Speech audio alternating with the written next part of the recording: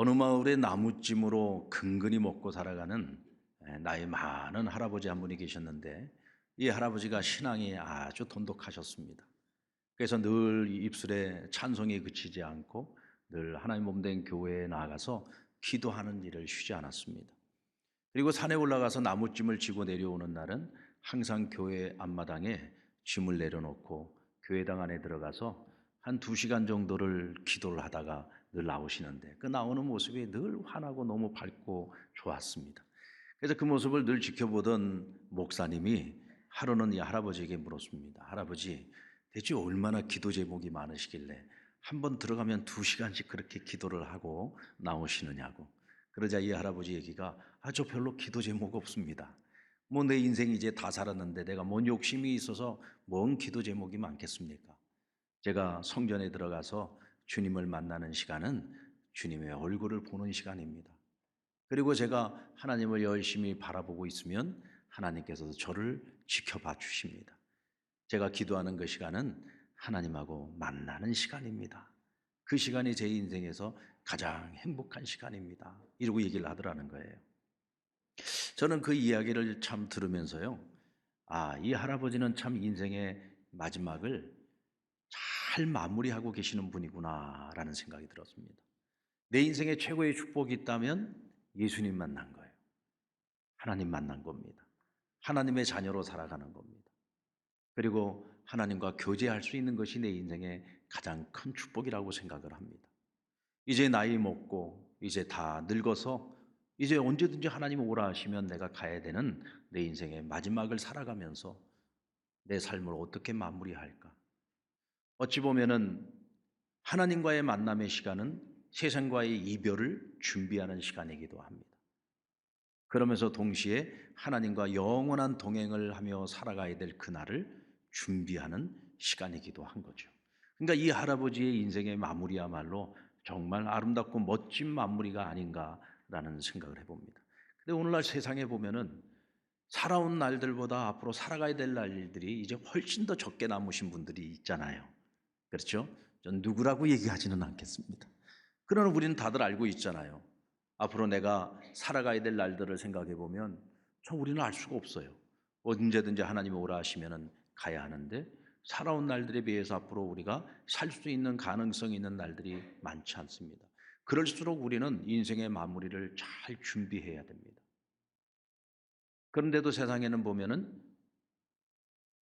세상에 대한 미련, 세상에 대한 욕망을 여전히 내려놓지 못한 채 인생의 마무리를 추하게 하고 있는 분들이 있어요.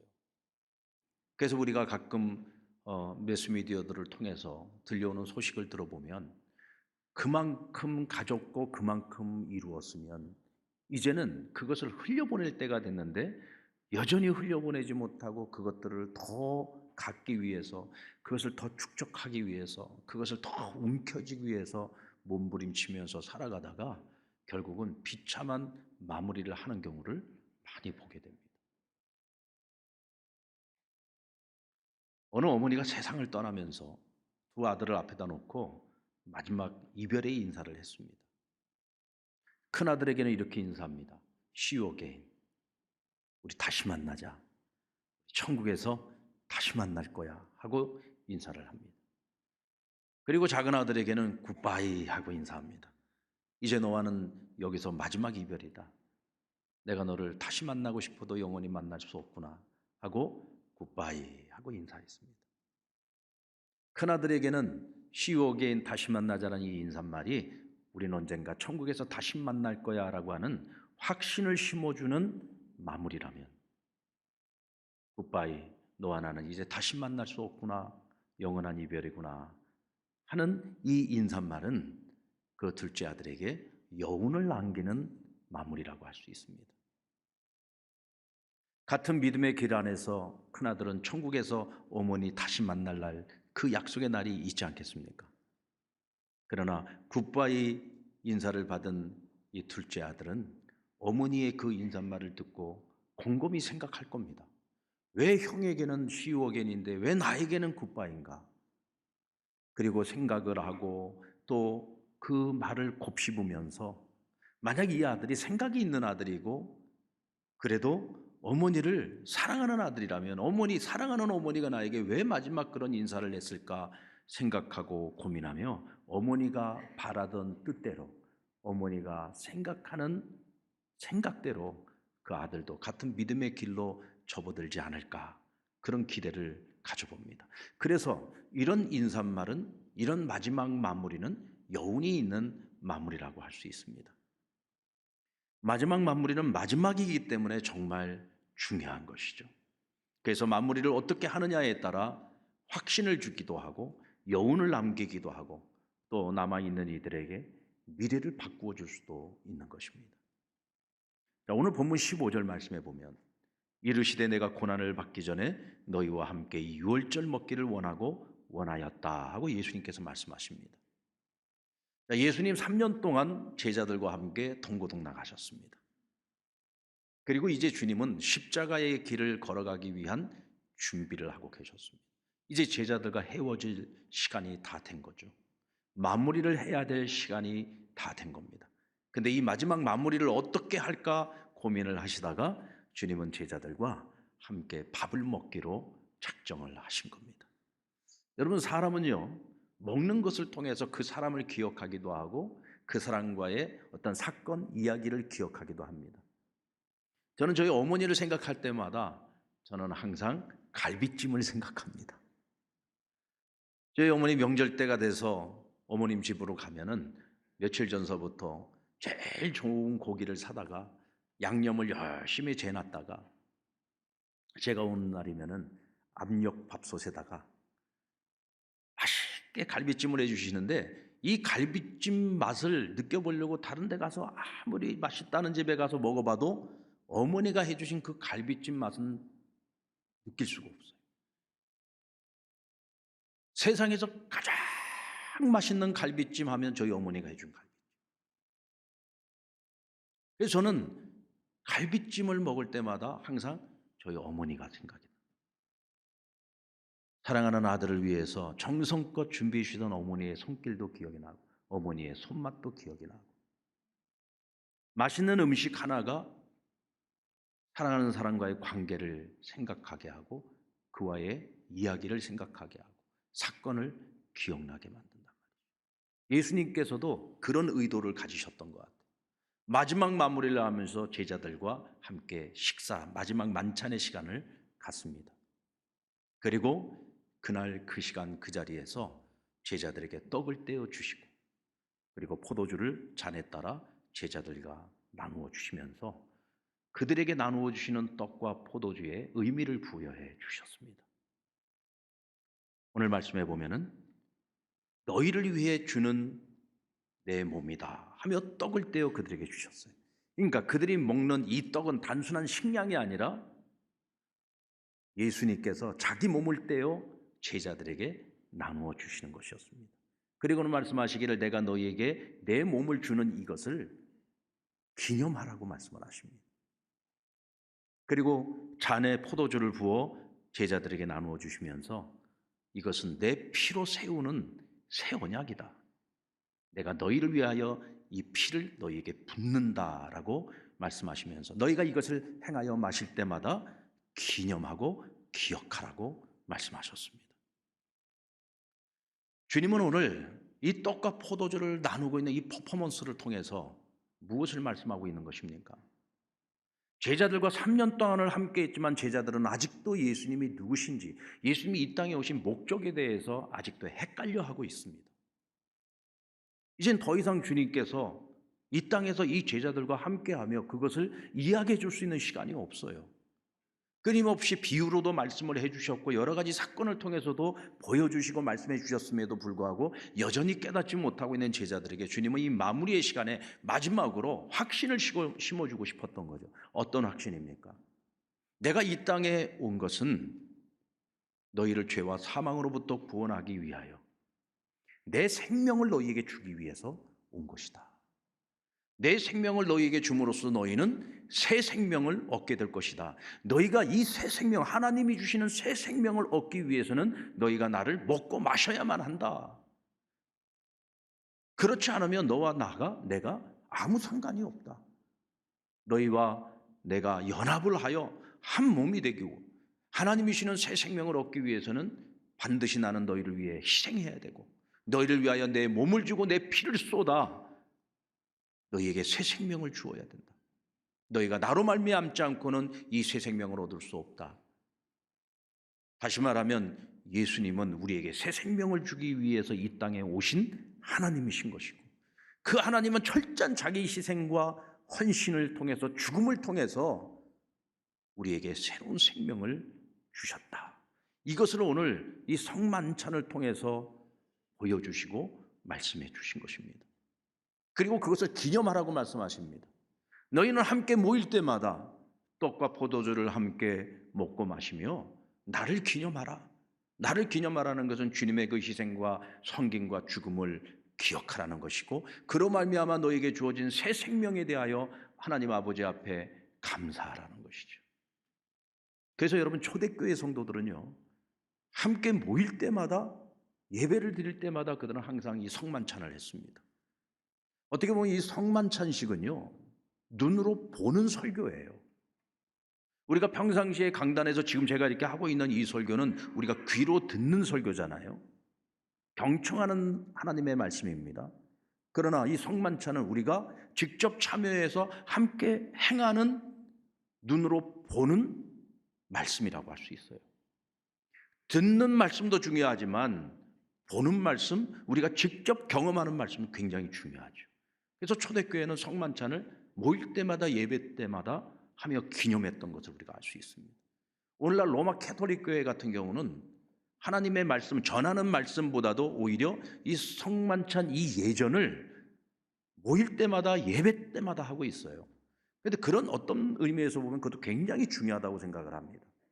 우리 개신교 같은 경우는 절기를 따라서 1년에 한 4차례 정도만 우리가 성찬식을 하고 있지만 사실 저는 그런 마음이 있어요. 성만찬식을 우리가 좀 더 많이 할 필요가 있다. 왜냐하면 눈에 보이는 것도 굉장히 중요하고 참여하는 것도 굉장히 중요하고 그것을 통해서 우리는 우리 주님이 우리를 위해 행하신 일들을 기억하고 기념하며 우리에게 베푸신 하나님의 사랑을 기억하고 감사하며 또 우리가 받은 바 은혜를 따라 우리가 어떤 삶을 살아가야 될까를 또 우리가 고민하고 결단하며 나아가야 되지 않겠습니까? 오늘 이제 우리가 예배를 말씀을 마치고 나면은 성만찬식을 하게 될 텐데 오늘 여러분들이 주님의 몸과 주님의 피 그것을 상징하고 있는 우리 빵과 포도주를 여러분들이 먹고 마실 때에 우리 주님으로부터 얻은 새 생명에 대한 감사의 마음을 가지셔야 됩니다. 아멘. 그 마음을 꼭 가지셔야 돼요. 그리고 이것이 감사로서만 끝나는 것이 아니라 은혜를 받은 자로 새 생명 얻은 자로서 그에 합당한 삶을 결단하며 나아가셔야 됩니다. 그리고 주님의 이 마지막 만찬은 제자들에게 여운을 남겼어요. 여운. 자, 우리 16절, 18절 말씀을 같이 한번 읽어볼까요? 시작. 내가 너희에게 이르노니 이 유월절이 하나님의 나라에서 이르기까지 다시 먹지 아니하리라 하시고 18절. 내가 너희에게 이르노니 내가 이제부터 하나님의 나라가 임할 때까지 포도나무에서 난 것을 다시 마시지 아니하리라 하시고. 자, 오늘 이 말씀은 야, 너와 너희들과 내가 하는 이 마지막 만찬이야 이런 의미도 있어요. 그러나 어떤 의미에서 보면 예수님께서 이 세상과의 이별을 하고 있는 말씀이라고도 할 수 있습니다. 내가 이 땅에서 다시 이런 포도주를 마실 일이 없을 거야. 이 말은 내가 이제는 세상과 이별한다는 의미를 갖고 있는 것이죠. 내가 이 땅에 사는 동안 더 이상 유월절 만찬을 먹을 일이 없을 거야 라는 이 말씀도 역시 마찬가지로 세상과의 이별을 말씀하고 있는 것입니다. 그런데 여기서 한 가지 더불어 말씀하시는 것이 뭐냐면 내가 이제는 세상과는 이별하지만 오늘 이 떡과 이 포도주를 먹고 마시고 나를 기념하는 이 사건을 통해서 나는 너희와 계속해서 관계를 맺을 것이고 나와 너희는 연합하게 될 것이라고 하는 것을 말씀하고 있는 것입니다.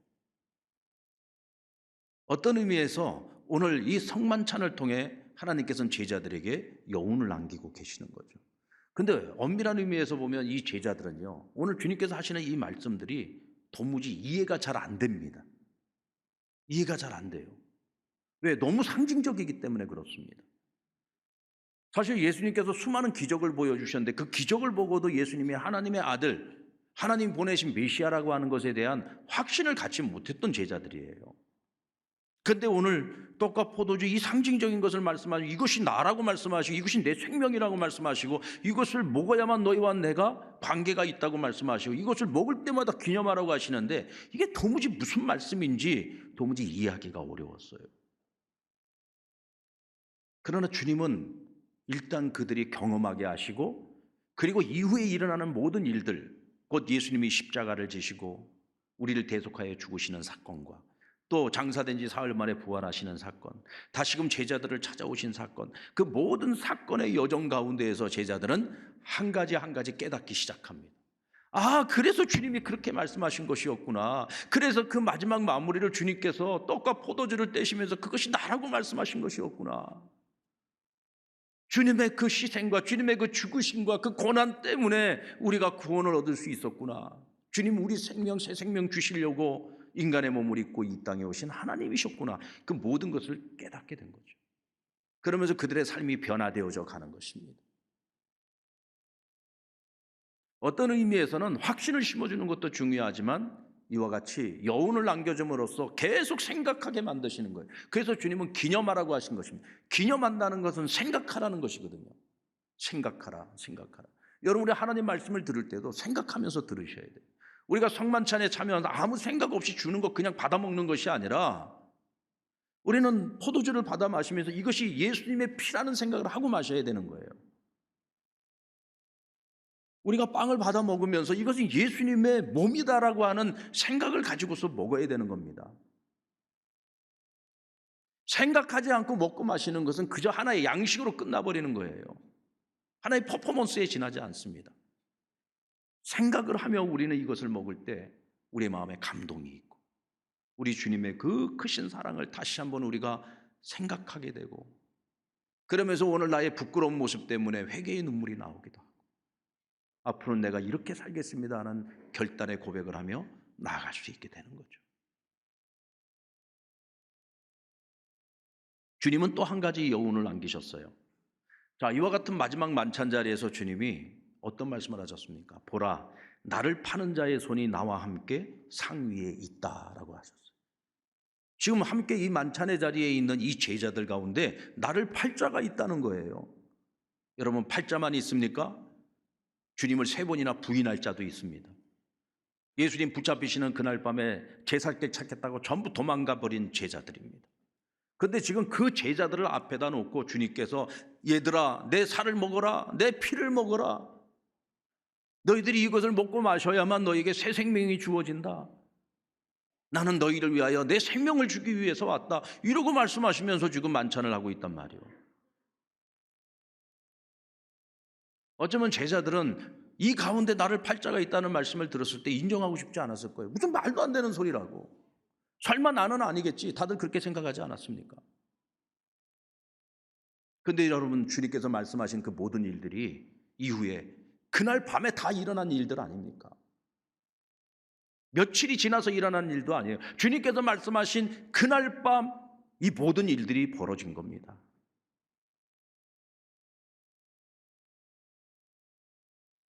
얼마나 기가 막히고 부끄러운 일입니까?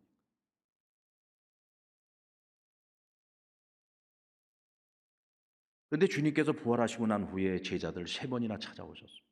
믿지 못하는 제자들에게 부활의 확신을 주시고 마지막 세 번째로 찾아오신 것은 갈릴리에서 제자들이 밤새 그물질을 했지만 허탕질하고 있을 때 주님 찾아오셔서 그들을 위하여 떡을 구우시고 물고기를 구워 제자들에게 말씀하시지 않았습니까? 얘들아 밥 먹자. 얘들아 밥 먹자. 주님과 부활하신 주님과 다시 만찬의 자리에 앉았을 때 제자들은 비로소 깨달았습니다. 그래, 우리 주님은 처음부터 모든 걸 알고 계셨어. 우리를 처음 제자로 부르실 때 그때부터 주님은 다 알고 계셨어. 언젠가 우리가 주님을 부인하고 주님을 배신하고 주님을 버릴 것을 알고 계셨어. 그러면서도 3년 동안을 우리를 사랑으로 품어주시고 3년 동안 우리를 사랑으로 동행하여 주시고 마지막 마무리까지도 자기를 온전히 내어 주시면서까지 우리와 마무리를 하셨던 예수님. 그러니까 예수님은 처음서부터 그래서 사랑하신 것이 아니라 그럼에도 불구하기로 사랑하기로 작정을 하시고 우리와 함께 하셨고 변함없는 그 사랑으로 지금도 우리와 함께 하신다는 그 사실을 그들이 비로소 깨달았던 것. 그것을 깨닫는 그 순간 그들은 이제 더 이상 겁쟁이가 되지 않습니다. 그래서 그들은 남은 인생을 오직 그리스도를 위하여, 복음을 위하여 자신들의 삶을 불사르는 인생을 살아갈 수 있었던 거죠. 여러분들 가끔 뇌사자들이 자신의 장기를 기증하는 경우가 있습니다. 어떤 사람들은 심장이, 어떤 사람들은 신장이, 자기 몸의 어느 한 부분의 장기가 더 이상 쓸 수 없어서 거의 사망 선고를 받고 있다가 그런 뇌사자들의 장기를 받게 되면서 새 생명을 얻게 되는 경우가 있잖아요. 그런 분들은요, 절대로 자신에게 주어진 남은 인생을 함부로 살면 안 됩니다. 나에게 생명을 나누어 준 그분의 그 생명에 부끄럽지 않은 삶을 살아가야지 되는 책임이 있고 사명이 있는 거죠. 여러분들 라이언 일병 구하기라는 영화 다 보셨죠? 안 보신 분도 계십니까?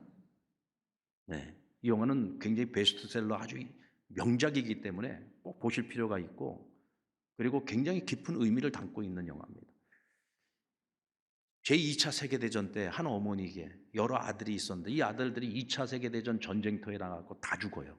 그리고 막내 아들 하나만 아직 살아남아 있는데 이 막내 아들이 지금 최전방 전선에 지금 투입이 되어 있었습니다. 대통령이 그 사연을 알게 됐어요. 그래서 적어도 우리가 그 어머니에게 남아있는 그 아들 하나만큼은 죽지 않고 어머니의 품으로 돌아갈 수 있게 해주자. 그래서 군대를 파병합니다. 특공대를 만들고 한 개 소대를 그곳 최전방, 지금 적과 치열하게 싸우고 있는 그곳으로 투입을 합니다. 그리고 그 소대원들은 이 라이언 일병을 살려서 어머니에게 보내기 위해 결국은 전 소대원이 자신들의 생명을 전부 희생하게 됩니다. 그 소대원들 전체의 피값으로 이 라이언 일병은 살아서 어머니의 품으로 돌아가게 된 거죠. 그 영화의 마지막 장면이 어떻게 맞춰집니까? 늙고 노쇠한 일생을 빚을 지고 살아온 라이언 일병이 국군묘지에 가서 그때 자기를 살리기 위해서 희생당했던 그 소대원들의 그 묘 앞에 가서 인사를 하고 마지막 이런 독백을 남깁니다. 당신들은 나를 살리기 위해서 당신들의 생명을 희생했습니다. 저는 그 빚을 가지고 일평생 살아가는 동안 나는 당신들의 그 생명에 부끄럽지 않은 삶을 살아가기 위해, 당신들의 그 희생이 헛되지 않도록 살아가기 위해 저는 최선을 다하는 삶을 살았습니다. 그리고 자신의 남은 삶을 살기 위해 묵묵히 걸어가고 있는 그 뒷모습을 비춰줍니다. 저는 오늘 저와 여러분의 모습이 그래야 된다고 생각합니다. 우리 위해서 자기 생명을 내어주시기까지 우리를 사랑해 주신 예수님, 그 희생과 사랑의 덕분에 오늘 우리는 생명의 빛을 가지고 살아가고, 오늘 밤 우리가 세상을 떠나도 우리는 천국 소망을 가지고 살아가는 하나님의 자녀됨을 얻게 되었습니다. 그렇다면 우리를 구원하시기 위해서 자기 생명을 희생하신 우리 예수님께 부끄럽지 않은 삶을 살아가야 되지 않겠습니까? 주님의 그 희생이 헛되지 않도록 우리가 그에 걸맞는 합당한 삶을 살아가야 되지 않겠습니까? 그래서 사도 바울은 이 성만찬을 제정하는 말씀을 하면서 이렇게 말합니다. 주님은 우리에게 자신의 몸과 자신의 피를 온전히 내어 주었사오니 우리는 그것을 기념하며 이 땅을 살아가는 동안 그 예수 그리스도를 이 세상에 전하는 삶을 살아가야 된다. 예수 그리스도의 그 희생과 그 복음을 온 세상 사람들에게 알리는 삶을 살아가야지 된다. 그것이 우리에게 주어진 사명이다라고 말합니다. 오늘 우리는 이 성찬에 참여하면서 주님께 감사하고, 또는 우리가 이 땅을 살아가며 생명을 빚진 자로서 우리가 걸어가야 될 나의 삶의 길을 오늘 하나님 앞에 결단하며 나아갈 수 있는 복된 시간이 되시기를 우리 주님의 이름으로 축원합니다.